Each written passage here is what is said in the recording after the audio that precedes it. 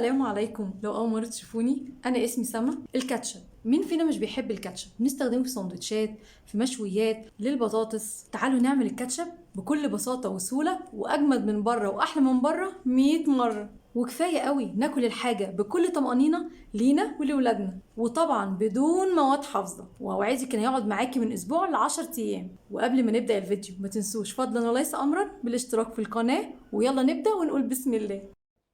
اول حاجه هنعملها دلوقتي وهو ان انا هجيب كيلو من الطماطم متقطعه عشوائي زي ما انتم شايفين. عايزه التقطيع عشوائي، ما تكونش كبيره قوي ولا صغيره قوي بالشكل ده.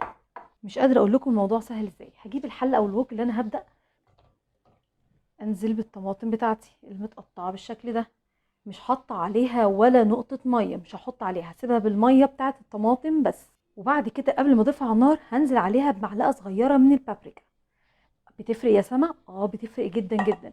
على فكرة ممكن ان احنا القوطة نكون عصرينها ونشتغل بيها، بس صدقوني ده بيديني تيست اقوى، بيدوني لون احلى، بيديني كمان نفس السماكة بتاعت الكاتشب بالظبط. ولما انا هضيف البابريكا هنا هيخلي لو مثلا الطماطم تكون فيها خضار شوية، فبيساعد ان هي تكون حمرة جدا، وكمان بيكون الطعم غني قوي.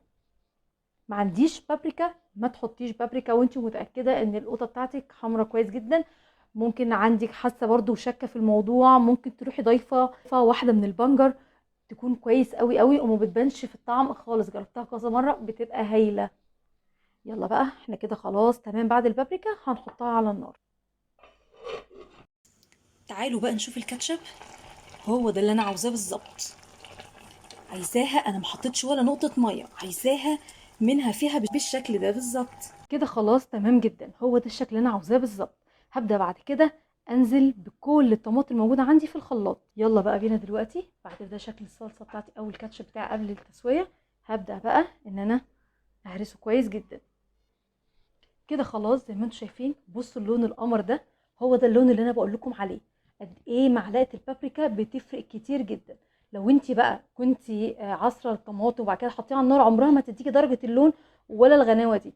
صدقوني ومش ورايا، انا جربت الاتنين وبجد بتفرق جدا. يلا بقى نشوف الخطوه اللي بعد كده. بعد كده هجيب اي بوله واجيب صفايه بالشكل ده، وابدا بقى اصفي الكاتشب ده كويس جدا. مش عايزه اي شوائب او اي بذر خالص بالشكل ده. ضمنة عاملة حاجة صحية لولادي، مفيش حاجة أي مواد حافظة تأذيهم ولا تأذينا إحنا شخصيا ككبار. بجد بيبقى الطعم هايل. كده خلاص بصوا بقى طلع عندي شباب عاملة ازاي. وده بقى الكاتشب اللي أنا عاوزاه. الخطوة اللي بعد كده هجيب نفس الحلة اللي أنا عملت فيها، اللي أنا سويت فيها الطماطم، وانزل بقى. بصوا الجمال أصلا وأنا لسه ما عملتش أي حاجة.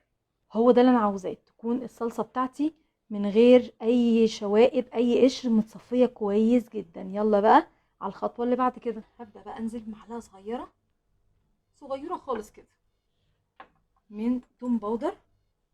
رشه بسيطه كده من على طرف المعلقه، زعترشه بسيطه كده من الملح، مش كتير.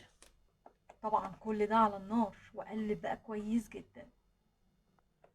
بعد كده هنزل بربع كوبايه من السكر ومعلقتين كبار من الخل. هقلب بقى كويس جدا جدا واسيبه بقى ياخد غلوه لحد ما الكاتشب بتاعي يستوي وياخد غلوه تمام.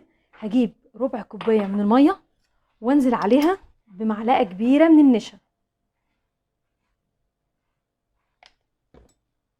واقلب كويس جدا. كده بقى الكاتشب عندي ما شاء الله بقى جاهز، مش ناقص غير اخر خطوه. هننزل بقى بالميه بالنشا اللي احنا لسه متفقين عليها مع بعض، ونقلب بقى كل ده كويس جدا ونسيبه ياخد اخر غلوه على النار. كل ده يدوب كويس جدا مع بعضه ويندمج جدا مع بعضه، ويبقى عندي احلى كاتشب. وكده خلاص الكاتشب عندي بقى جاهز. بصوا ما شاء الله، يعني بقى لا سحر ولا شعوذه يا جماعه. بجد ما نفرقوش ابدا ابدا، لا طعم ولا شكل ولا لون، وما حطيناش اي حاجه. صدقوني المعلقه اللي احنا حطيناها في الاول قد ايه بتفرق. بصوا الجمال والطعم حكايه. امشوا على الخطوات مظبوط وامشوا على اللي انا قايلاها مظبوط المظبوط، هيطلع حكايه. بسم الله الرحمن الرحيم. بجد يا جماعة تحفة، رهيب، والطعم ولا مواد حافظة ولا الكلام الفاضي ده كله، وناكل الحاجة واحنا فعلا مطمنين على عيالنا ومطمنين على نفسنا.